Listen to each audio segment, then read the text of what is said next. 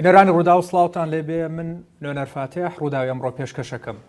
پەیوەندیەکانی نێوان یەکێتی نیشتیمانی کوردستان و پارتی دیموکراتی کوردستان کاریگەری لەسەر هەموو هەرێمی کوردستان هەیە بە قسەی بەرپرسانی هەردوولا. هەردوولاش ئامادەیان دەڕبڕیوە بۆ ئەوەی کەوا گفتوگۆیەکی نوێ دەست پێ بکەن تاوەکو کێشەکانیان چارەسەر بکەن ڕێکەوتنیەکی نوێ بەتەکایەوە، بەڵام چ جۆرە ڕێکەوتنێک دەتوانێت کۆتایی بە کێشەکان بێنێ بە شێوەیەک بێت کە هەردوولا لەبارەیەوە ڕازی بن و گەرنتیەوەشی تێدا بێجارێکی دیکە ئەو جۆرە کێشانە سەر هەڵنەداتەوە. بۆ سەکردنی زیاتر لەسەرم بابەتەوە چەند پرسێکی دیکەش گفتوگۆ دەکەم لەگەڵ بەڕێز مەلا بەختیار ئەندامی ئەنجومەنی باڵای سیاسی و پەرژەوەندی یەکێتی نیشتیمانی کوردستان. هەواڵ مەلا بەختیار، سپاس دەکەم کە میێوانی ڕووداوی ئەمڕۆی. لەم ڕۆژانە با پێشەوە بێمە سەر هەندێک پرسی سیاسی با باسی دابڕان بکەین. حوتەمین ساڵە دابڕان بەردەوامە و پێنجەمین ساڵیشە فێمینیزمی ڕۆشنگەری بەردەوامە. ئەزانم چەند مانگێکە لە ڕووی داراییەوە ڕوبڕووی هەندێک کێشە بوونەتەوە، بەڵام چۆن توانیتان کە هێشتا بەردەوامی پێ بدەن لە کاتێکە پشتیوانە دارایەتەکانیشتان کەم بووەتەوە؟ یەکەم زۆر سپاس داوای لێ بردش لێکم تۆ یەک ساڵە هەوڵە دەیت. بەڕاستی من تۆزێک لە مقابلە خۆمە پارێزم لەبەر ئەوە بووە نەک لەبەر هیچ سەبێکی ترێکیدان پێم خۆشە لەگەڵ تۆ لەگەڵ ڕوودا و لەگەڵەوانە بەردەوام. سپاس دەکەم لە کۆتاییە ئەنجامی هەبوو. سپاس. دووەم سەبارەت بە دابڕان ئەمساڵ کۆنفرانسەکەمان لە هۆڵێکی بچکۆلە ڕێکخست، بەڵام قەرەبوومان بەوە کردەوە ئۆنلاین بڵاو بووە. ڕوودا و دەورێکی باشی هەبوو، تەمان بە کورساتمان وت کورسات ئیشی تری هەبوو، ئەنجامی نەدا سپۆنسەرەکە ڕوودا و ئەنجامیدا سپاسیەکەین و لە ڕێگەی ئەنتەرنێتیشەوە بە ئۆنلاین لە چەند خەتێکەوە ڕۆشت بوو، ینی بە هەزاران گەز متابعی کردبوو وەکو وایە لە هۆڵە گەورەکە بوو بین. بەنسبەت سپۆنسەریشەوە لە حەقیقەتە ئەم ئێوارەش باسم کرد هەندێک دابڕان خواست خۆیان تەبەڕۆیی پشتیوانی ئەم کۆنفرانسیان کرد، یعنی من لە داوامان لە کەس نەکرد، خۆیان هەندێک هاوکاریان هێنابوو تەسلیمی دارایی دابڕانیان کرد و ئەو کۆنفرانسەکەمان پێ بەڕێ کرد. ئەتوانی دڵنیایی بدەیت لە ڕێگەی ڕووداوە کە ساڵانی داهاتووش دابڕان بەردەوام بێت؟ لەمە باشتر بەردەوامە بێت. باش، بابینە سەر پرسە سیاسیەکە. ڕەنگە دوایین هەڵوێستی پارتی دیموکراتی کوردستان ئەوە بێ کە لە ڕێگەی گوتەبێژەکەیەوە ڕایگەیاند کە پارتی ئامادەیە لاپەڕەیەکی نوێ بۆ پەیوەندەکانی لەگەڵ هەموو لایەنە سیاسیەکان هەڵبداتەوە کە بێگومان مەبەستی یەکێتی نیشتیمانی کوردستانە. یەکێتی چاوەڕوانی چی لە پارتی دەکات؟ بەڵێ وڵا هەردوو لایەن واڵێن، بەڵام پێ ناچێ زەمینەی گفتوگۆ و ڕێککەوتنیی نوێ هێشتا ڕەخسا بێ. ئەمە ماینی گەرانیە لە حەقیقەتە، یعنی وتن شتێکە و جێبەجێکردنی ئەوەی ئەیڵەی شتێکی ترە. من پێم وایە یەکێتی و پارتی گەورەترین کێشە لە بینیانە ئەوەیە متمانیان بە یەک نەماوە، متمانی شخصی، متمانی سیاسی، متمانی ئیداری. ئەم بێ متمانەیە ڕەنگی هاوەتەوە، بە خراپی ڕەنگی هاوەتەوە. لەبەرەوە ڕاستە مەسئولەکان قسەی جوانەکەن. مەسئولینی پارتی لە دوای چواردەمین کۆنگرەیانەوە هەمویان ئەڵێن ئێمە لاپەڕێکی تازەکەینەوە. کاک باوڵ لە چاوپێکوتنی ڕووداوە ئەڵێ کەس بۆی نییە باسی کاک مەسعود بکە، ینی ڕێزێکی زۆری بۆ کاک مەسعود دانا لە قسەکانیە. بەڵام کەیەتە سەر وردەکاریەکەی قەولێکی ئینگلیزی هەیە لە شەیتان لە تەفاسیلە، کەیەتە سەر وردەکاری شەیتان لە تەفاسیلە. کێشەی گەورە بەڕێی من دوو شتە تا ئێستا. یەک حکوومەتی یەکێتی لەناو حکوومەت ڕازی نییە لە ئیشەکان، بەداخەوە نە یەکێتی ئەتوانێت هەموو ئەو قسانی خۆی بسەلمێنێ، نە حکوومەتی کوردستانیش توانیوێتی قسەکانی یەکێتی ڕەت کاتەوە بە بەڵگا. من باسی خطاب ناکەم، باسی چاوپێکەوتنی تەلەڤیزیۆنی ناکەم، بە بەڵگە بە کۆنفرانسێکی زانستی پسپۆری ئابووری لە هەردوو لا بێن دانیشن گفتوگۆ لەسەر ئەم کەیسانە بکەن، بزانن فعلەن حکوومەتی بەڕێز کاک مەسعود بایکۆتی خستۆتە سەر سلەیمانی و دەوروبەری و ئایا ئەوەی یەکێتی ئێڵێ ڕاستە ئەم بایکۆتە لەسەر سلەیمانی بەو ڕادەترسناکە کە یەکێتی باسیەکە، ینی بەڕاستی ئەگەر یەکێتی بیسەلمێنێ و حکوومەتی کوردستان وەڵامی سەلمانەکەی یەکێتی نەبێ مە خەتەرە زۆر خەتەرە لەبرەوە من پێم سەیرە ینی ئەم کەیسە ئەم پرسە هەڵپەسێنراوە تا ئێستا ساغ نەکراوەتەوە تا ئێستا هەتا ئەمەش ساغ نەکرێتەوە خاڵی یەکەمە خاڵی یەکەم لە حکوومەت ئەم متمانێنەوەەوە خاڵی دووەمیش سلێمانی بە گامارەدراوە زانەیەکێتی نیشتمانی کوردستان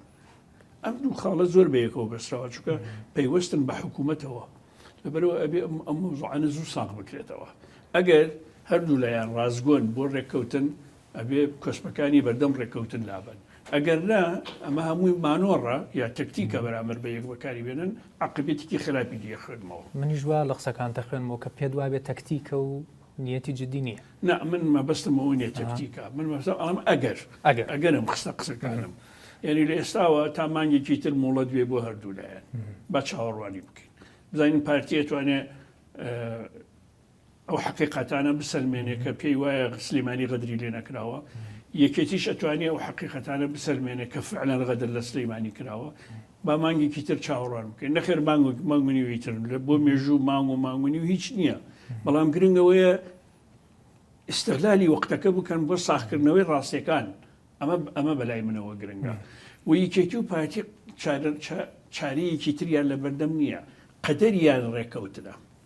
قەدەریان ڕێکەوتنە من ئێستا نامەوێت بەڕامەی ئێوە بۆ مەژغوڵکەم قەتباغی شەڕەکان هەڵدەمەوە لە سانەوەتی ئەم برادرانی کە ئێستا لە سەرکردایەتی یەکێتین لە 1970 ئەوانش کە لە چواردەمین کۆنگری یەکێتی هەڵبژراون هیچیان قەترێک عارەقیان لە شەڕی ناوخۆ نەکردووە هیچیشیان جەرگیان نەبراوە لە شەڕی ناوخۆیە تا ئێستا ئەمانە یعنی بەڕاستی نازانن قوڵکردەوەی ناکۆکی و ئەگەری شەڕبوونەوە یا ئەگەری تێکچوون یا هەر ئەگەرێکی ترسناک چەند خەتەرە لەسەر کێشەی کورد چەند خەتەرە لەبەرەوە من ینی داوای دۆستانم یەکەمین جار لە سەرکردایەتی یەکێتیە کە من هەمویان ئەناسم و داوای دۆستانشم لە سەرکردایەتی پارتیە بە تایبەتی ئەوانی تازە هاتوونەتە سەرکردایەتی تکایەت بە دیقەت قسە بکەن تکایە مەسئولانە قسە بکەن تکایە ینی ناڵم ئەگەر شەرتان کرد بەڕی بەشی ئاشتی تیا بێڵەوە تکایە قسەکانتان هیچ جۆرە کێشەیە قوڵ نەکا باشە هیچ جۆرە کێشەیە قوڵ نەکا بە دڵنیاییەوە هەموو دوژمنانی کورد لەسەر هێڵی سوورن چاودێری ئەوە کەن بزانن مەسئولینی یەکێتی و پارتی ئەتوانن ئەم کێشەیە چارەسەرکەن یا ناتوانن وتت باسی ئەوەت کرد کە سەرکردایەتی نوێ ڕەنگە تاڵی شەڕی ناوخۆی نەچەشت بێ بەشێکیان بەڵام پارتی و یەکێتی پرسیارێک لای من زۆر جار ئەوەیە کە ئێوەنەوەیەکی سیاسی بوون لە سەردەمێکە کە بە زۆر هەڵبەزوودا بەزار ڕۆیشتن ینی تەنانەت گەشتە شەڕی ناوخۆ و خوێن لەبینە هەبوو بەڵام لە کۆتاییدا ئامادەی گفتوگۆ بوون ئامادەی دانوستاندن بوون سەرڕای ئەو پاشخانە تاڵێکەوە هەیە و تاوەکو ئێستا هیچ کەسێکیش لەنەوەکەی ئێوە نەیوتووە کە پەشیمانین لی بەڵام ئێستا ڕێگر چییە لە بەردەم سەرکردایەتیی نوێ کە ئەو تاڵیەشی نەچەشتووە ڕێگر چییە لە بەردەمیان کە ئەو تاڵیەشیان نەچەشتووە و ناشتوانن پێکەوە دانیش ئەو شتە چی بوو کە ئێوە دەتانتوانی بیکەن و ئەمان ناتوانن وڵاوە ئێمە کردمان ئاشتی بوو بدانە لە شەڕە هیچمان دەریغیمان نەکردو حەزەکەم بزانی هەر کەسێ بڵە لە شەڕە ئاشتی خواز بووم هەتا شەڕ هەبوو ڕاست ناکە هجوم کرابێ دیفاعمان کردووە توانی و بێتمان هجوممان کردووە بەرامبەر بە یەک دەریغیمان نەکردووە بۆیە جەزرەبەیەکی کوشندەمان لە تەجربەی دیموکراسی لە ساڵی 93 تا 98 اتفاقی واشنگتن داوە هەمومان بە هەمومانەوەها تۆ بڕۆ ئەدەبیاتی پارتی بەرامبەر بە یەکێتی و ئەدەبیاتی یەکێتی بەرامبەر بە پارتی لە شەڕی ناوخۆ بخوێنەرەوە بزانە ڕستەیەک ماوە بە یەکمان نەوت بێ سەنگەرەکانی پێشمەرگە بەرامبەر بە یەک ببینە بزانە سەنگەرێک ماوە پەلەمال یەکترمان نەدابێ ئەنجامەکەی چی بوو ڕێکەوتن ئەنجامەکەی گفتوگۆ ڕێکەوتنە ئەنجامەکەی هەر ئەوەیە ئەنجامەکەی هەرۆیە با نەکردە پەشیمان بین باشە لەمایانە با نەکردە پەشیمان بین نەک شەڕ بکەین و کردە پەشیمان بین نەکردە پەشیمان بین هەرچە من ئەگەری شەڕ بە دوو دەزانم یەکەم کاک باوڵ لە مەقابلەکەیە ئەو پەڕی ڕێزی بۆ کاک مەسعود دانا و مەوزوعی شەر لە بەرنمەیە نەبوو ئەگەر لە بەرنمەیە بشتی تر لە بەرنمەیە هەیە دومیش من کاک مەسعود بناسم کاک مەسعود بە قسەی کەس ناکات لە ئەو مەکتتیبی سیاسی سەرکردایەتیان بۆ شەر باسی نەبوونی متمانەت کرد لە بینی پارتی و یەکێتی خاڵ ئەو چ ڕووداوێکە وای کردووە کە متمانە نمێنێت ینی لە چه خاڵێکەوە متمانە لە بینی پارتی و یەکێتی نەمایەوە ئابووریە پارە ئابووری چەمکێکی فراوانترە لە پارە ئابووری بازاڕە دانووسانە بنەمای ئابووریە کۆمپانیەکانە پەیوەندیکردنە بە دەوڵەتانەوە سیستەمە پرۆسەیەکی دوور و درێژە ئابووری پارە هەر نەختینەکەی یەتی گیرفاندووە چێتە دەرەوە بەڵام ئابووری شتێکی ترە بەڵام نەیەکێتی هەژارە و نە پارتی شەژارە من ملیاردێرم دیوە لە کوردستانە خۆی پێی وتم ملیارێک و 500 میلیۆن دلارم هەیە هەموو ڕۆژێکی شێتێتەوە ئۆفیسەکەی ئیشەکە بۆی پارەگەی زیاکە لە دووەک قسەت کرد من لەوێ بووم دانیشتە بووم جوام دەگرت لوتت کە گفتوگۆ و دانووسانی یەکێتی و پارتی لەو گفتوگۆیە منطقی زۆرینە و کەمینە ناخوا منطقی سیاسی داخوا ئەمە دەقی قسەکەی تۆ بوو کەمێ زیاتر ئەمە ڕوونکەوە بوو یەکەم وتم ڕاستە ئەوە زۆرینەن ینی ئەوەم سلمان کە پارتی زۆری نییە معلومە کە زۆری لەیە بەڵام وتم ئەگە هاتە سەر چارەنووسی کوردایەتی زۆرینە و کەمینە ناخوا ناخۆ کاکە خۆی ئێستا گۆڕان لە عێراقی هیچ کورسیەکی وەرنەگرت بەڵام زەرورە لەگەڵ گۆڕانە لە حکوومەت ببنیانە بن پارتی و یەکێتی زەرورە ببن و زەرورە بەڕاستی جۆرێک لە ڕێککەوتن و ئیدارە بە یەکەوە هەبێ یعنی من لە تۆ پرسم سەرۆکوەزیرانی ئێستای عێراق چەند کورسی هەیە لە پەرلەمانی عێراق هیچ یەک کورسی هەیە هەیە باشە سەرۆکوەزیرانەیانە سەرۆکوەزیرانە بێگومان جەنابی عادل عەبدولمەجید چەند کورسی هەبوو بە سەرۆکوەزیران هیچی نەبوو حزب الله لوبنانی چەند کورسیانەیە لە لوبنان لە 110 کورسی 13 کورسیانەیە تەحەکوم لە لوبنانەکەن باشە حوسیەکان وەکو مەزهەب وەکو پێکهاتە وەکو ژمارە وەکو هێز کەمینەن لە یەمەن بەڵام بزان چیان لە یەمەن کرد ئێمە لە شاخ یەکێتی نیشتیمانی لەگەڵ کۆمەڵک لە هێزەکان لە شەڕابووین یەکێک لەو هێزانە پاسۆک بوو پاسۆک کەمترین هێزی چەکداریە بوو بە خوێندنەوەی من و بە یادەوەری من کە بە هەڵە ناچووم باوەڕ ناگەم پاسۆک لە تەمەنیا گەیشتبێتە 100 پێشمەرگە لەگەڵەوە بەردەوام لە ناو ناکۆشەکانی یەکێتی و پارتی تەراتێنیە کرد و سیاسەتی خۆیشیە کرد و لە دوای ئەنجامە لە دوای پارتی و حزبی شیوعی و سۆسیالیست پاسۆکی چۆ ناو جوودەوە باشە هێزی چەکدار حسابێکی زۆر هەستیاریە بێ بۆ بکەیت هەتا ئەو کاتەی هێزی چەکداری تایبەتی هەیە بە حزبەکان و لە ناو حزبەکانە هیچ شخصیەک تەرکان تۆ ناتوانانی ینی بە ئارامی بڕیاری سیاسی بدەیت کاتی خۆشی هەر سوور بووی لەسەرمە وتت کە یەکێتی ئەگەر کورسیەک بێنێت یان یەکێتی ئێستاش کورسیەک بێنێت ناتوانانی حسابی بوونەکەی ئەوە نییە گۆڕان کورسیشی نێنەوە خۆی هێزی چەکداریشی نییە بەڵام حرەکەیەکی سیاسیە تۆ ناتوانانی ئینکاری لێ بکەیت هەر لەسەر پەیوەندیەکان لەگەڵ پارتی وتت پارتی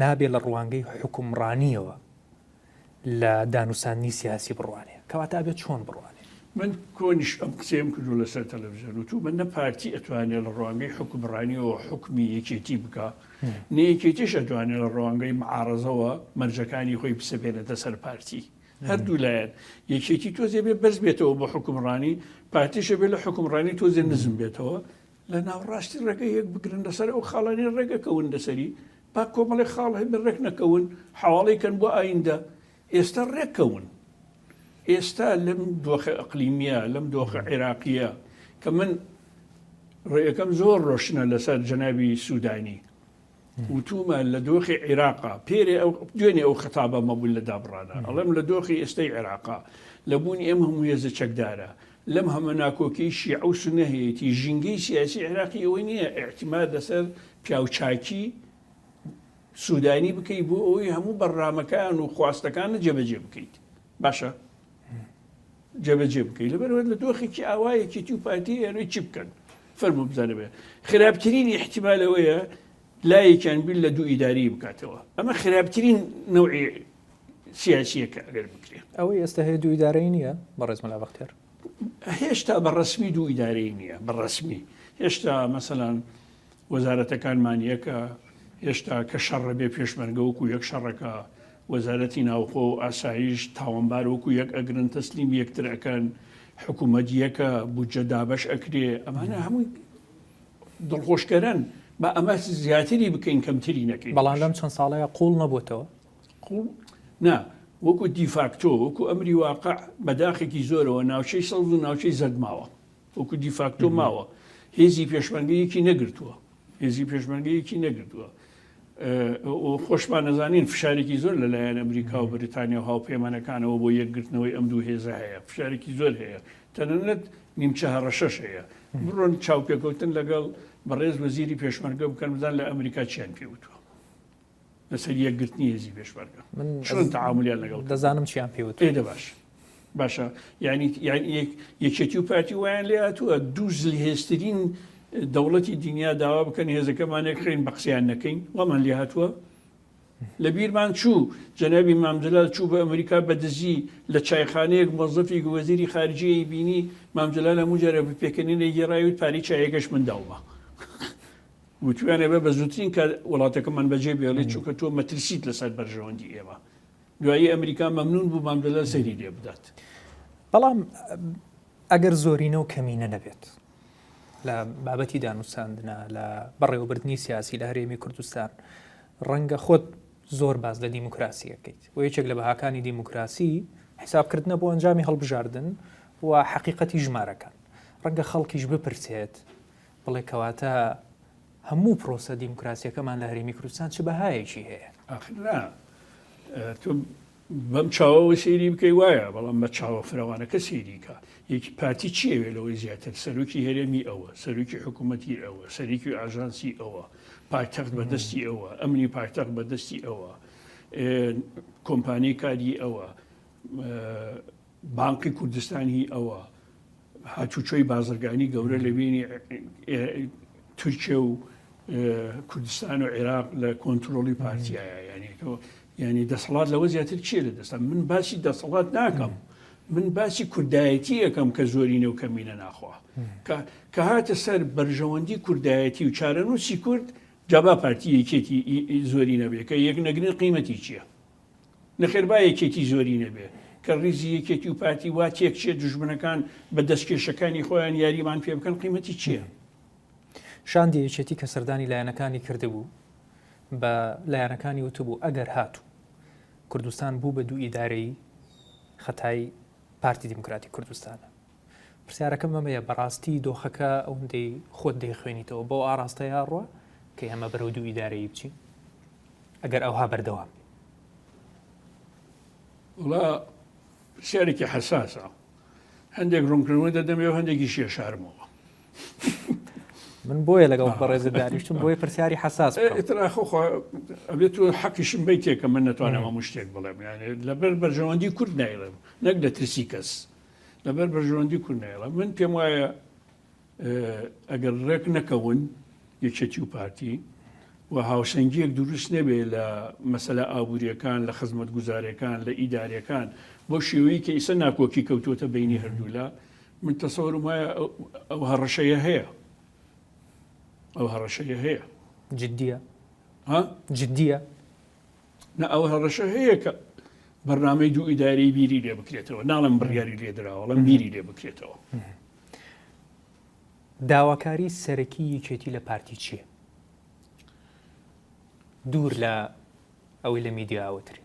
داواکاری سەرەکی یەکێتی لە پارتی ئەوەیە کە لە حکوومەت ڕازیان کەن و بودجەکە وەکو یەک لە شوێنی کۆ بکرێتەوە و بە پێی نەخشەیەکی ئابووری ستراتیژی خزمەت گوزاری یا نەخشە کێشرا و خزمەتی هەموو پارێزگاکان و ئیدارە سەربەخۆکان بکرێت. یەکێتی غەدری لێکراوە لەلایەن پارتیۆ؟ پەیتا پێیتەوە ئاڵێ یەکێتی، پەیتا پێیتەوە ئاڵێن، لە چاو پێکەوتنەکانیان وا ئاڵێن، لە نووسینەکانیان وا ئاڵێن کاکە قوبات ناچێت دەوام بکە لە هینە بەشی زۆری وەزیرەکان دەوام ناکەن، هەمووی لەسەر ئەوەیە بەحساب. ئەی قەنەعاتی خۆت؟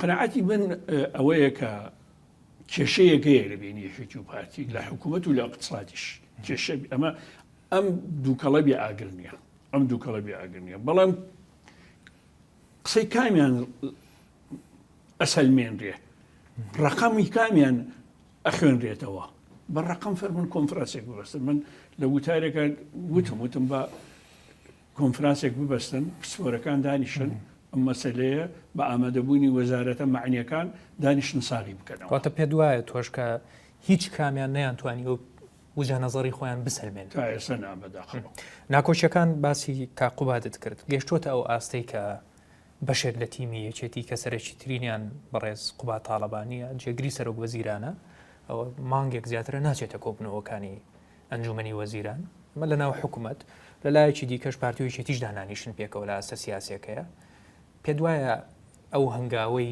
تیمی یەکێتی لە ناو حکوومەتە بڕیارێکی دروستە وەڵام من خۆم لەگەڵ هیچ بایکۆتێک نیم خۆم وەکو خۆم بەڵام ئەم پرسیارە باشترین کەس کە بتوانێت وەڵامی باتەوە قوبات خۆیەتی باش پەیوەندی پارتی و یەکێتی بەڕاستی لە دوای 16 ئۆکتۆبرەوە باش نەبووە گڵۆر بۆتەوە هەتاوەکو گەیشتۆتە ئەم خاڵە تا ئێستا سروشتی نەبووەتەوە زەمینی سروشتی بوونەوە بینیت زەنی چۆنە کاکە ڕابەر بزانە من جارە تکام لە پارتی هەیە ئەوەنە لەسەر 16 ئۆکتۆبر نەڕۆن ئەوەنە ئەم قەتم ئاغەیە هەڵ نەدەنەوە باشە چکۆی خزمەتی چارەسەرکردنی کێشەکان ناکە من ئاوا وەڵامە دەدەمەوە لە دوای سیوێکی ئاب بینی یەکێتی و پارتی خراپ بووە لە دوای 16 ئۆکتۆبر ئەمە لە سیوێکی ئاب یەکمانە کوشت لە سیوێکی ئاب ڕۆژ نەبوو لە سەنگەرەکانە پارتی و یەکێتی نەکوژێ و قەبرستانەکانی پێ ئاوادان نەکەینەوە لە سیوێکی یاکە هەردوو لامان ئیسرارمانە کرد کە ئامادەین دانیشین گفتوگۆ بەیەکەوە بکەین باشە بە خوێنی یەکتر تین و بووین بە خوێنی سەری یەکتر تین و بووین نەتیجە چی لێ هات نەتیجە نەقسەی پارتی دەرچوو نەقسەیەکی دەرچوو جەنابی مامدەلال سەردانێکی کاک مەسعودی کرد جەنابی کاک مەسعودیش بە گەوری خۆی ئەو پەڕی بەرپرسیارەتیەوە استقبالی کرد نانێکیان خوارد چوونە ژوورەوە سەعاتێک دانیشن بەیەکەوە لەسەر هەموو شتەکان ڕێککەوتن باشە دوو پیاوی گەورە کێشەی گەورەیان چارەسەر کرد دوو جوامێر کێشەی گەورەیان چارەسەر کرد ئێستا لە دوای 16 ئۆکتۆبر من هیچ قسەم لەسەر ئەوە نییە ڕخنیان هەیە پارتی ڕخنیان هەیە من هیچ قسەم نییە و پرۆسەکەیان سەراپا بەدڵ نییە من خۆشم بەیان نامەم دەرکردووە لەسەر 16 ئۆکتۆبر بەڵام من ئەڵێم 16 ئۆکتۆبریش و سیوێکی ئاویش و هەرچێک لەوە پێشش کراوە با نەبێتە گرێکوێری نێوانێکێتی و پارتی ئەمە قسەی منە گرێکوێری نێوانێکێتی و پارتی نەک نابێ دروست ببێ بەڵکو ئەم گریانە یەکەیەکە بە بکرێنەوە یعنی من ئاوا چاوەڕوانی یەکەم لە هەردوولایەن با بێمە دوو حزبی زۆر بە تەجروبەین خاتری خۆ زۆر بە تەجروبەین ئێمە یعنی پێویست بەش نەسیحەت ناکە بەڵام ئێستا ئێمە قابلە بزوتنەوە سیاسی تازەکان نین با ناوناوی هیچ لایەک نەگەنیم هەندێک فەریکە سەرکردە نین کە تێناگەن لەم ڕێکخراوی بچووک و لەو ڕێکخراوی بچووک بڕیاری ستراتیژی چۆنە درێ یەکێتی و پارتی لە ناو ستراتیژی چارەنووسی کووردا دروست بوون و ستراتیژی چارەنووسی کورد هەر پەیوەستە بە یەکێتی و پارتیەوە چ پێویستیان بە نەسیحەتە ئەگەر کۆبوونەوە بێ خۆ کاک بافڵ لە کۆبنەوەی لەگەڵ حیزبەکانە بەڕێز بافڵ تاڵەبانی وتبووی من 16 جار سەردانی بەڕێز کاک مەسعودم کردووە و گفتوگۆشم لەگەڵا کردووە چیە یعنی ئەگە سەردان بکە عیبە نامە بەستمەوەی ئەگەر بە کۆبوونەوەیەک چارەسەرە یا لە خۆ بردنە لە پێناوی کورد بۆ کاک مەسعود لەو گەورەترە و بە پێی وەسیەتی جەنابی مامدەلال کاک مەسعود بە مامی باپڵ و قوبات دانراوە من ئەم قسەیەم هەم لە عایلەی مامجلال بیستووە لە ئێرۆخانەوە تا ئاخر کەسیان هەم لە جەنابی کاک مەسعود بیستووە چیجایە با سەردانێکتر بکەن خۆ وەفدی پارتی شاتەوە بۆ سلێمانی هیچ تریش دێت بۆ سلێمانی زەنی ئەمە نەکەین بە منەت کێ سەر لە کێیە حتا ڕێککەوتنیش نەکەین بە منەت ڕێککەوتن ئەرکە منەت نییە ئەرکمانە یەکێتی ئەو نیگەرانیەشی هەیە بەلایەنەکانی وتووە توێتی ئەو هەموو سەردانی پارتیمان کردووە تاوەکو ئێستا پارتی سەردانێکی نەکرد دوێنێ پارتی تەسلیحێناوەڵەوەفدێکی گەورە پێکەوێنین و سەردانی لایەنەکانەکەین و لاپەڕێکی تازە هەڵەدەینەوە با چاوەڕوان بین. نەچیروان بارزانی سەرۆکی هەرێمی کوردستان و جێگری سەرۆکی پارتی لە ساڵی یادی کۆچی مام جەلالە وتی کە ڕێکەوتنی استراتیژی نێوان یەکێتی و پارتی دەستکەوت بوو بۆ هەرێمی کوردستان بۆ دیموکراسی و بۆ مافی مرۆڤیش و پێ دوایە ئێستا ڕێکەوتنیی نوێی استراتیژی پێویستە لە نێوان پارتی و یەکێتی. تۆ سیرکە سەیری دۆخی کوردستان کە پێش بەرەی کوردستانی و سەیری دۆخی کوردستان کە لە شاخە دوای بەرەی کوردستانی چەند گۆڕات. سەیری دۆخی کوردستان کە لە کاتی حکومڕانیە پێش ئیتیفاقی استراتیژی، سەیری دۆخی ئیداری کوردستان و هەرێمی کوردستان کە دوای ئیتیفاقی استراتیژی چیمان گۆڕی چۆن لە دوای سەرکەوتمان بەدەهێنا. ئەو ئیتیفاقی استراتیژی نەبووایە ئەو هەلومەرجەی لە دوای ڕوخانی سەدام هاتێ پێشەوە کورد دەیتوانی بقۆزێتەوە، فیدرالمان لە دەستورە چەسپاند، مادەی 140مانە چەسپاند، بودجەمانە چەسپاند. ئێستش وایە ئەو قسەی تۆ زۆر پرسیارێکی جوانە لە شوێنێکی تری شوتمەوە ئێستش ئەیڵێمەوە یەکێتی و پارتی پێویستیان بە سیاسەتی پیاچوونەوەیە بە ڕابردوویان بەم ماوەیەی کە کێشە و بێشە لە نێوانە زۆر بووە دوایەوەی خڵتە و پڵتەی ئەو کێشانە پاکەکەنەوە ئیتر پێویستیان بۆەوەی اتفاقێکی استراتیژی بکە. بەڕێی من اتفاقی استراتیژی لەبینی پارتی و لا یا دوو لای تریش بکرێ هەر باشترە و هەر لەبینی پارتی و یەکێتی نەبێ. بەڵام هەر لاکەن ئامادە نەبوون خۆیان بە ئەوە ئەزانن نەم هەڵبژاردنی یەکێتی و پارتی ئیحراجەکەن لە هەڵبژاردن با یەکێتی و پارتی اتفاقی استراتیژی بکەن. ڕێکەوتنی استراتیژی ڕابردوو بەڕێز دێچێک بووی لە داڕێژەرانی. ئەگەر ڕێکەوتنیەکی نوێ بکرێ دەبێت چۆن دابەش بکرێت، چۆن بێت، خاڵەکانی چی بن. ئەوەی کاتی خۆی داڕێژرا وەکو هەمووتان دەڵێن دەستکەوت بوو بۆ هەرێمی کوردستان بە جۆرەی هەلومەرجی ئەو سەردەمە بوو و ئەنجامیشی هەبوو. ئەی بە جۆرەی هەلومەرجی ئێستا دەبێت ڕێکەوتنەکە یەکەم ئەو ڕێکەوتنی استراتیژی مام جەلال و کاک نوشروان نووسیان ئەو بۆ مێژوەی لەم ئەوان نووسیان. ئێمە هەندێک تێبینیمان هەبوو سەرکردایەتی مەکتەبی سیاسی قسەمان تیا کردەوە. لەو کۆبوونەوەی پەرلەمان کە لە سلێمانی وە لە ئوتێلی سلێمانی پاڵاس کرا و جەنابی کاک مەسعود و مەکتەبی سیاسی پارتی هاتن بۆ سلێمانی لەوێ متمانەکە زۆر بەهێز بوو بەبێنی هەردوو لامان. یعنی هەندێک بەستەڵێکی دەرونی هەبوو توایەوە. ئەمە زۆر گرنگە بەستەڵێکی دەرونی.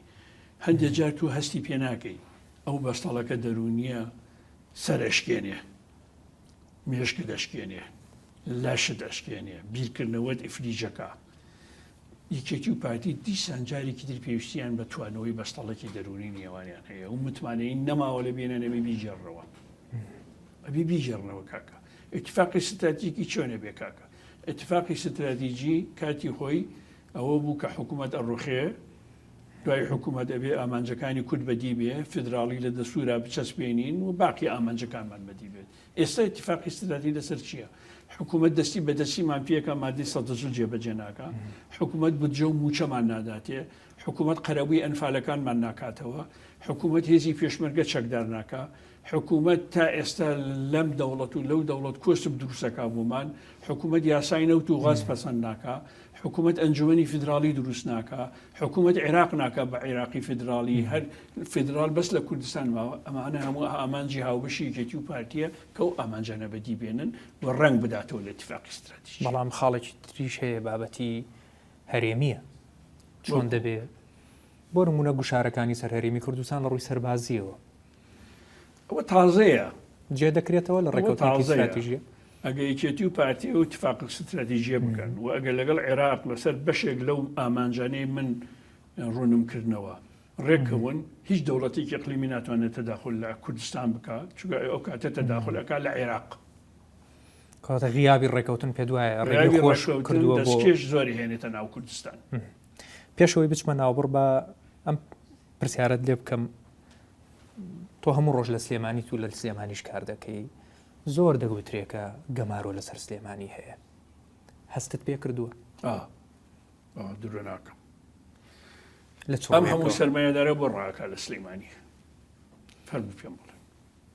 تازە سەرمایه‌داری تر بە تەمایە بە پێ معلوماتی من ڕابکە. 15 تازە بەڵێ بە تەواوی ڕابکەن بڕۆن 19 بۆ 110 کۆمپانیا بۆ داخراوە بۆ تا ئێستا کۆمپانیەکی بێگانە نایە دەستلیمانی وەبەرهێنان بکە یعنی ئەمە ڕاست بێ و ڕاست نەبێ سلێمانی گەمارۆ دراوە ژینگەیەکی وا دروست بووە متمانەی بە بازاری سلێمانی کەس کردووە بەڵام ئەمە لە قازانجی هەورێر نییە لە قازانجی کەس نییە ینی ئەم ژینگە ئەم بێمتمانەیە لە بازار کە دروست بووە سەرمایه‌دار ڕائاکا کۆمپانیا نایە بۆ سلێمانی خۆ ئەمە زەرەری هەولێریشی تایە زەرەری دۆیەکیشی تایە زەرەری کەرکووک و هەڵەبجێشی تایە ڕەنگە پارتی بڵێ دۆخی سلێمانی و ژینگەی سیاسی و سلێمانی لەگەڵ ناکۆچیانەی هەنم دۆخی دروست کردو ئەم ژینگەی دروست کردو خانەقین پەنجێکیانە ئەڵێ ئاوارم برد بۆ وەیسی سنووی دەرچوو ویس علیزاد دەبێ شیعە بێ کەچی سنی دەرچوو باش ئەیکی ئەم دۆخە ئەبێ بگۆڕێ پایتەختی کوردستانی بێ بیگۆڕێ حکوومەتی کوردستانی بێ بیگۆڕێ پەرلەمانی کوردستانی بێ بیگۆڕێ خۆ نابێ ببن بە وەیس باش بەڕێز مەلا بەختیار ناوبڕێک و دەگەڕێمە وڵات سپاس بینەرانی ڕوودا و ناوبڕێک و بەردەوامە بینە گفتوگۆکەمان لەگەڵ هەڤاڵ مەلا بەختیار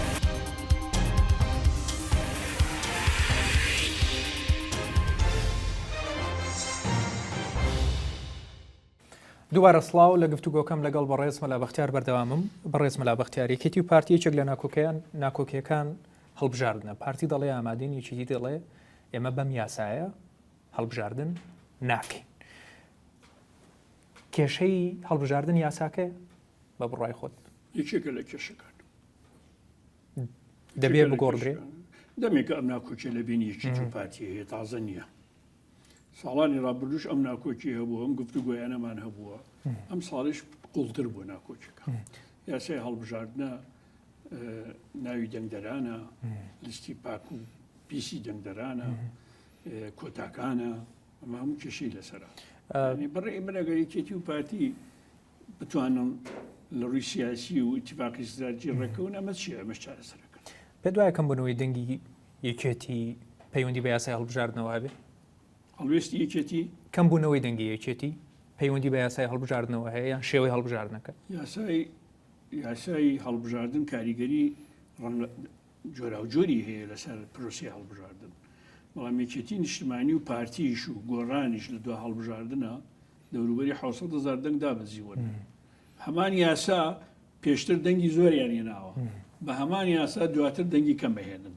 ئەوە معناوەتە بەگشتی سیاسەتی ئەم سی حیزبە لە ناو خەڵکی کوردستانە متمانەکەی دابەزیوە لە زۆنی سەوزە باوا بڵێم هەم لەم چەند ساڵەدا هێزی نوێ دروست بوو و پێشبینی دروستبوونی هێزی نوێتریش دەکرێت لە هەڵبژاردننی داهاتوو بۆچی ئەم هەموو هێزە لەم ناوچەیە گەشە دەکەن و خەڵک دەنجیان پێدەدا خۆی هێزی نوێ هەر لە سلێمانی نییە کاکە نەوەی نوێ لە هەولێری شەیە لە دووەکی شەیە ناوی کاتی خۆی هاوپەیمانی دروست بوو ئەوەی بەڕێز کاک بەرهەم سەرپەرشتێ کرد لە هەولێری شە بوو لە سلێمانی شە بوو مرکزی سلێمانی تەبیعەتی وایە سلێمانی شارێکە دایمەن لەگەڵ گۆڕانکاریایە دایمەن لەگەڵ ینی بڕیاری نوێیە جا بڕیارەکە جاری وایە ڕاستە یا جاری وایە ناڕاستیشە من بەش بە حاڵی خۆم ینی ئێستا ئەو هێزەی کە سنگی هەیە و کاریگەری هەیە و لە دو هەڵبژاردن نۆ کورسیە ناوەنەوە نوێیە من لەگەڵ هیچ جۆرە فشارێک نیم لەسەرنەوەی نوێ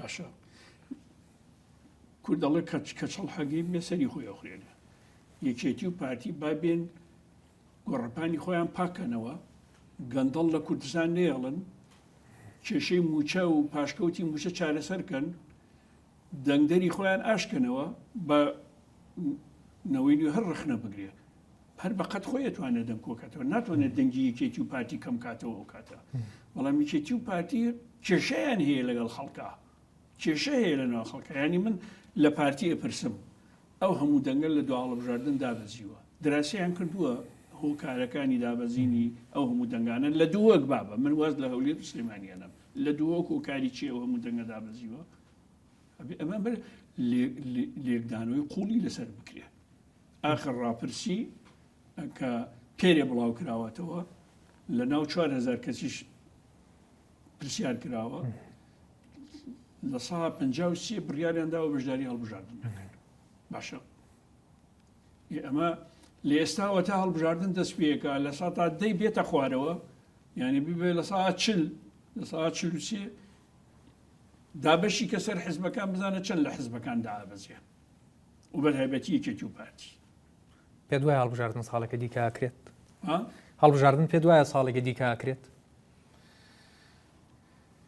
خۆی بە دواخستنی هەڵبژاردن یەکێتی و پارتی زۆر احراج بوون لە بەردەم ڕای گشتی و مەعارەزە ئەگەر هەڵبژاردن ساڵێکی تر نەکرێ من پێم وایە زەرری زۆرترەکە نەگەر نیکەن خاڵێکی نێوان پارتی و یەکێتی ئێستا کە پەیوەندیەکانی زۆر ئاڵۆز کردووە بابەتی کوژرانی هاوکار جافە چۆن لە ئێڕوانی ڕوونکردنەوەکەی پارتیت بینی ئەوەی یەکێتیش بێگومان ئاگداری تێڕوانینی خۆت چیە لەسەرم پرسە وڵای ئەمە زۆرتر دەستگا زانیاری و ئاسایش و ئەمانە ئەتوانن لەسەر وردەکاریگەی قسە بکەن کە من بەش بە حاڵی خۆم لە هیچیان پرسیارم نەکردووە ناشیکەم بەڵام یەکێتی داوای کرد لجنەیەکی نێودەوڵەتی یا هی هاوپەیمانەکان یا شتێکی ئەویان داوا کرد تحقیق لەوە بکە پارتی ڕازی بوو پارتی ڕازی بوو پێمە بە هەم یەکێتی حەقی خۆی بوو داوای ئەو لجنەیە کرد هەم پارتیش کارێکی چاک کرد قبولی کرد یەکسەر قبولیان کرد دەی فەرموو با لجنەکە دانێن لەسەر چی دوایە خن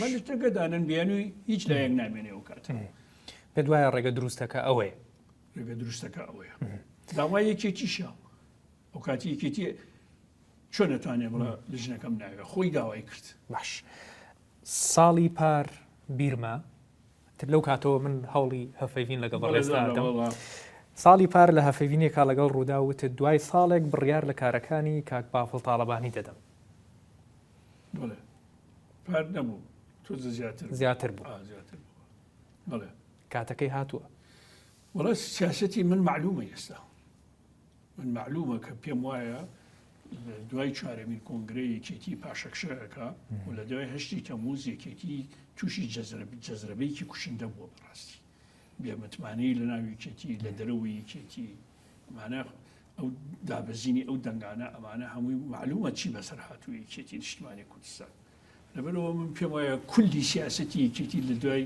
لە ناو چارەمین کۆنگرە و لە دوای چارەمین کۆنگرە پیاچوونەوەیەکی مەسئولانەی ئەوێ پیان نەچنەوە بە هەمومان هەڵەکان چارەسەر نەکەین بە تەسەوری من یەکێتی تووشی پاشەکشیەکی ترسناکە بێت ئەمە ڕەئی تۆ یان ڕەئی زۆر لە سەرکردە دێرینەکانی یەکێتیە ئەوەی من بزانم ئازانم یەک دەبینن ئەنجومەنی باڵا ئەم ڕێیانە تاوەکو چەند بە هەند وەرەگیرێ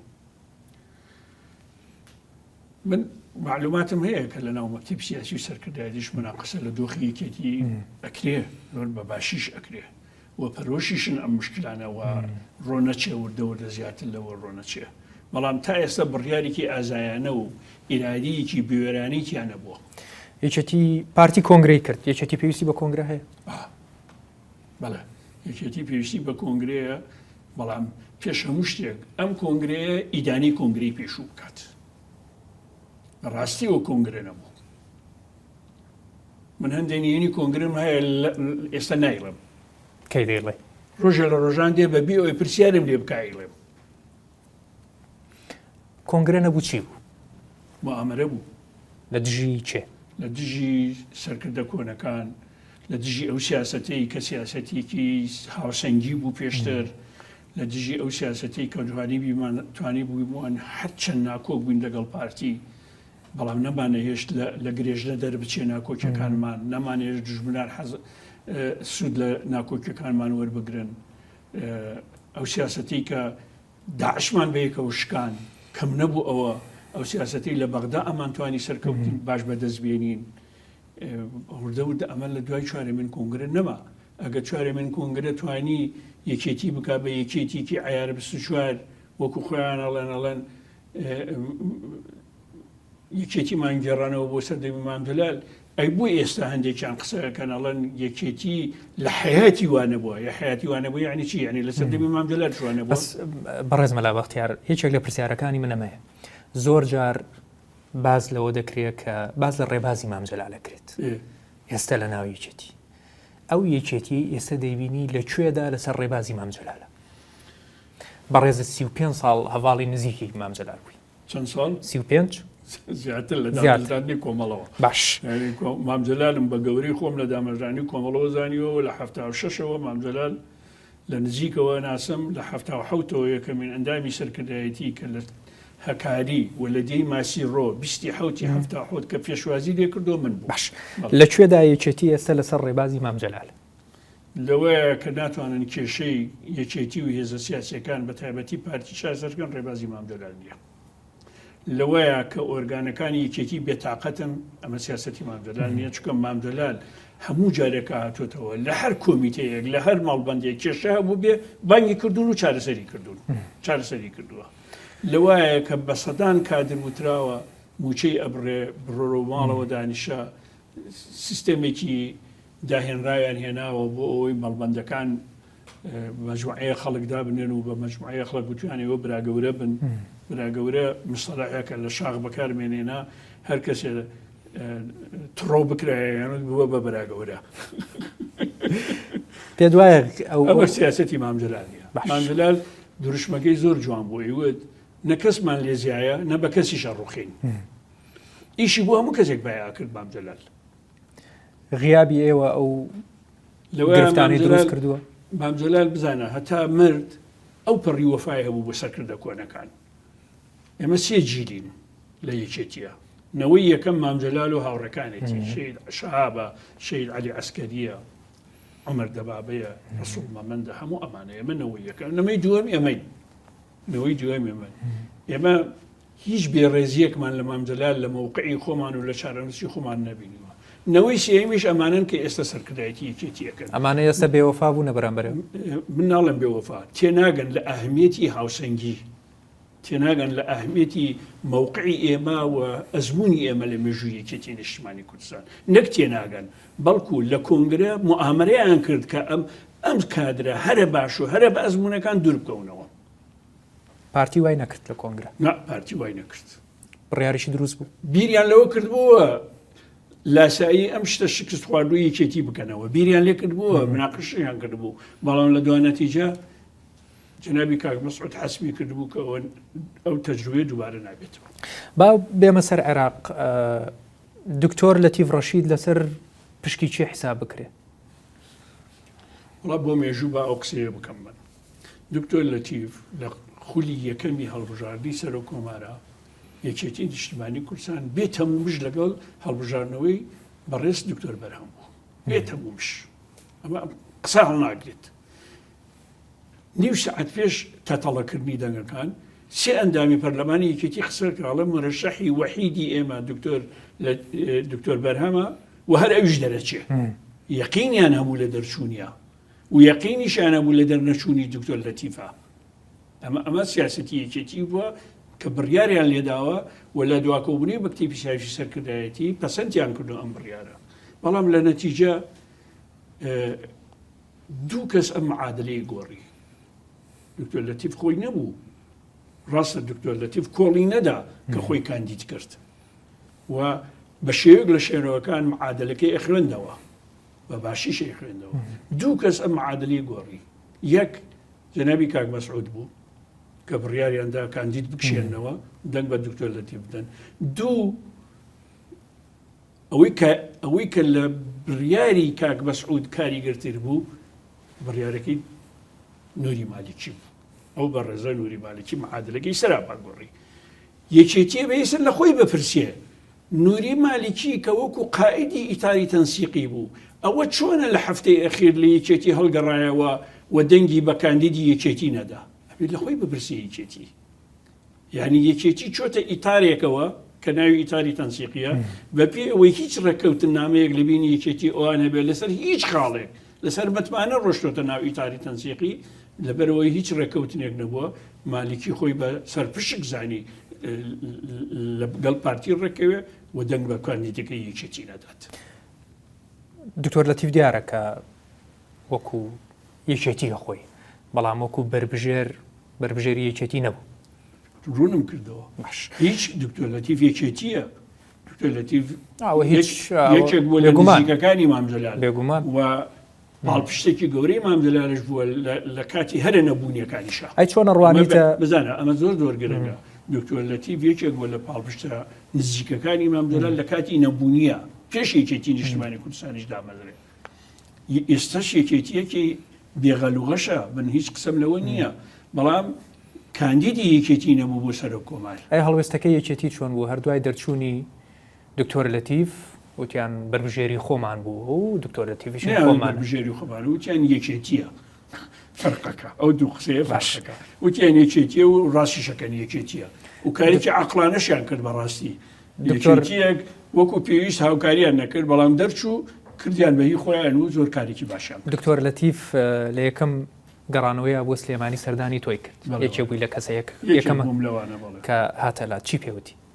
چی پێوتم؟ بەڵێ زووە و قسانە بکەم.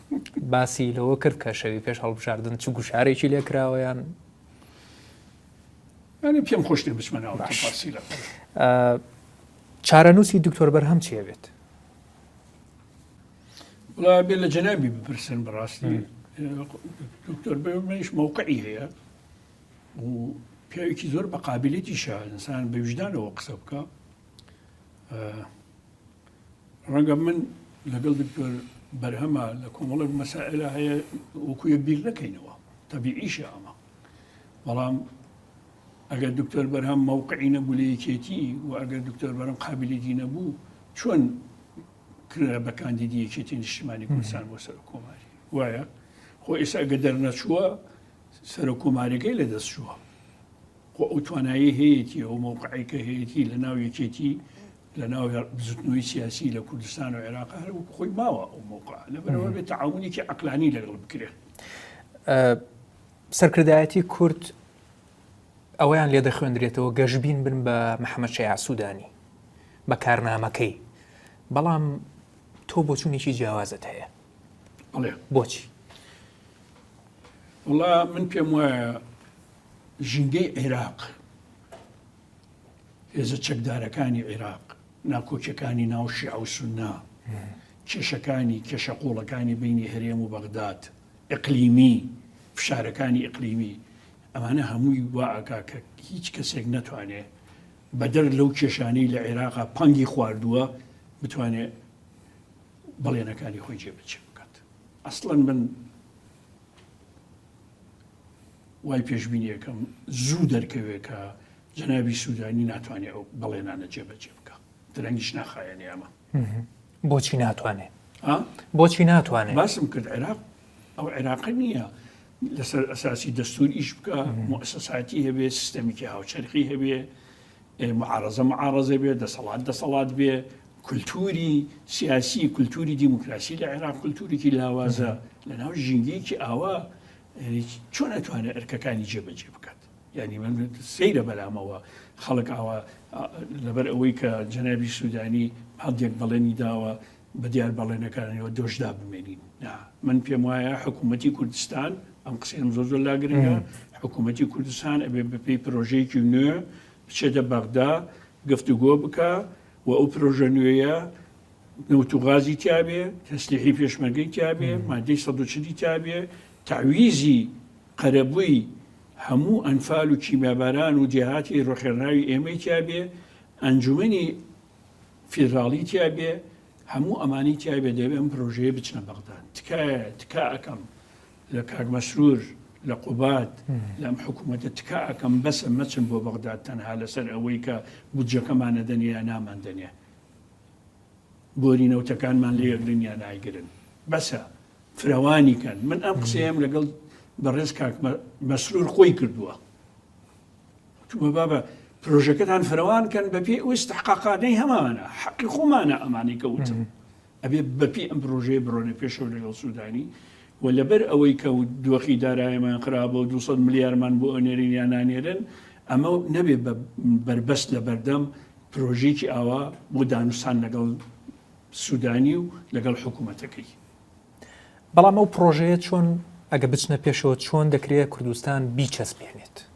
گەرنتی ئەوە وەربگرێت کە ئەم مافانە بەدەست دێنێتەوە. خۆ بەردەوام داواکاریانی هەبووە. ئەگەر ئێستا ئەو پرۆژەیە قابلی قبول نەبێت لە بەغدا، من لە تۆ پرسم 6 مانگی تر سوودانی کێشەکانی چارەسەرکە، کێشەی سوپا چارەسەرکە، کێشەکانی هێزە شیعەکان لە بێن خۆیان چارەسەرکەن، چۆن بەتەنگمانەوە دێت؟ هەر وڵاممان ناداتەوە کات. ئێستا وەختێتی بۆ ئەویش وەختێتی بۆ ئێمەش وەختێتی. هێرشەکانی ئێران بۆ سەر هەرێمی کوردستان هەم سلێمانی هەم سنووری هەولێر تورکیاش بە هەمان شێوە هەڵکشاوە و ئەم جارە لە عمقی شارەکان دەدرێت. چی لێ دەخوێنیتەوە؟ عێراق نێتە پێشەوە و هەڕەشەی گەمارەی ڕەشەی گرتنی شادەمارە ئابوووریەکان نەکا لە ئێران و تورکیا، ئێران و تورکیا ناوەستن.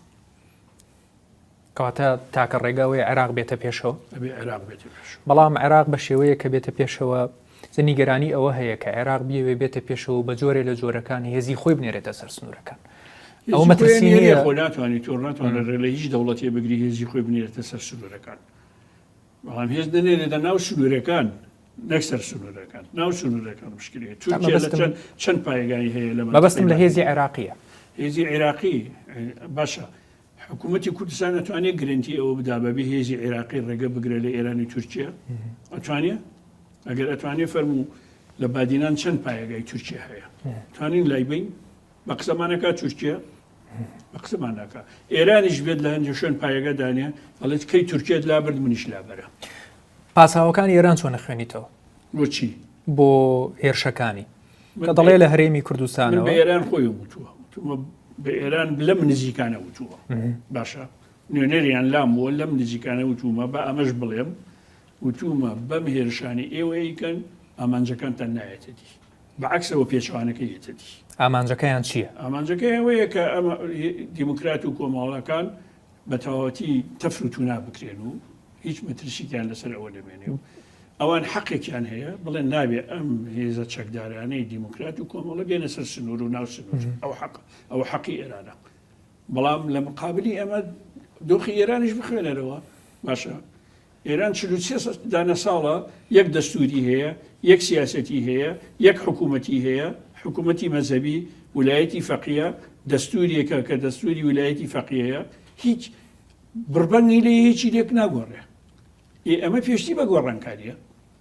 خەڵک ئەوەتە لە ئێرانە ئەبینی ئەو بۆ 3 مانگ زیاترە خەڵک خۆپشەندانەکە شەهید ئەدا قوربانی ئەدا هەزاران کەس چۆتە زیندانەکانەوە. خۆ ئەمە لە خۆیەوەیە، ئەمە لە خۆی ڕووی نەداوە. ئەمە من پێم وایە ئێران دەوڵەتی زیرە کە باش ئەم ڕووداوانە خوێنێت. هەندێک کەس دەڵێنەوەی ئێران دەیکا زیاتر هەوڵانە بۆ هەناردەکردنی کێشەکانی نێو خۆی بۆ دەرەوە. دەوڵەت هەموو شتێکەکە دەوڵەت هەموو شتێکەکات. دوای ئەنفال کتێبێکت نووسی لەسەر پێویستی زەمینەی خۆپشاندان لە ناو شارەکان شۆڕشی کوردستان و گۆڕانکارەکانی سەردەم ساڵی نووسیمەوە. ئەو خۆپشاندانانی ئێستا زۆر بە باشتر هینم کرد. ئەو خۆپشاندانانەی ئێستا لە ئێران و ڕۆژەڵاتی کوردستان هەیە پێ دوایە هیچ دەگۆڕن. یەکەم بە ئەوە بڵە من باوەڕم بەوە نەماوە بە خەباتی چەکداری ستراتیژی ڕزگاری گەلان بێتە دی لە دوای جەنگی سارد. کتێبەکەم ئەوەیە بەس یعنی خەباتی چەکداری ستراتیژی ڕزگاری گەلان نەماوە. بڕاپەڕین کاری بەدەنی خۆپشاندان ئەتوانێت ئامانجەکانی گەلانی ژێردەستە و عەدالەتی کۆمەڵایەتی بەدی بێنێ. ئەمە یەک.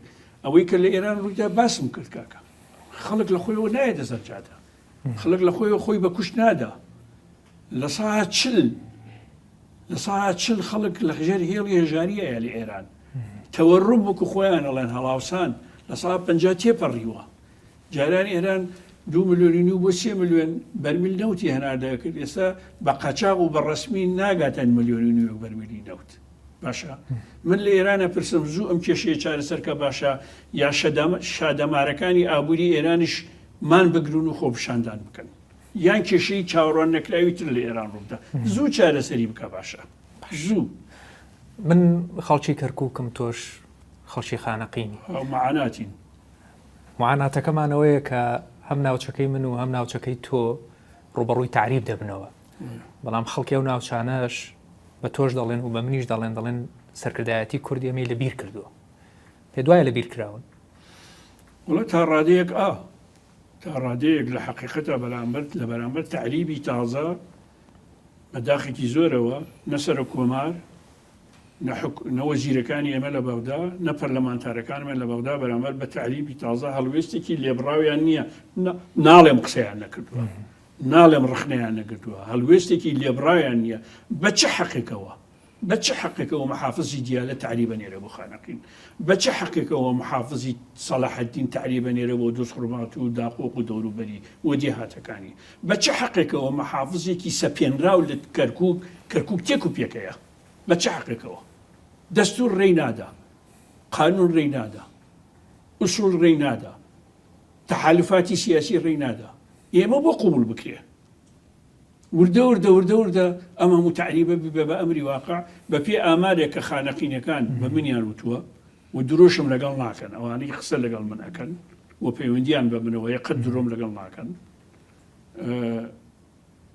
2000 عائلەی تعریباتۆتە خانەقین لاوازی کوردەیان پشتگوێ خستنە وەڵا هەموویەتی وەڵا کورد لاوازە بەداخەوە کورد لە بەرامبەر خەتەرترین چەکی ناسیۆنەلیزمی عەرەبی لاوازە کە تعریبە ئەو ناسیۆنالیزمە هێشتا کارایە تعریب بۆ کێەکەن خۆ تعریب هەر شیعە نایەت سونەش تعریبەکار سونەش دێت شیعەش دێت کاتەکەم تەواو بوو هەرچەنە پرسیاری دیکەشم هەبوو لە ڕاستیە بەڵام هیوادارم کە زانیاری باشی تێدا بوو بێ بۆ خەڵک دڵنیام کە قسەکانت کاردانەوەیان لەسەر بێت و زانیاری باشی تێدا بوو بۆ من سپاس دەکەم هیچ پرسیارێکم پێشنیان نەکردەوە تۆ لەوە دڵنیام پرسیارەکان پشک بوویت نەشت بینیوە نەشم دیوە سپاست دەکەم هیلاک بووی زۆری چاوەڕوانت کرد تا ئەم چاوپێک و نەجێبەجێ بوو تحملت کردم سپاست دەکەم من سپاس دەکەم من مەمنونی جەنابت و ڕووداویش زۆر سپاس بەڕێز مەلا بەختیار سپاس بینەرانی ڕوودا و من نوێنەر فاتح خواتان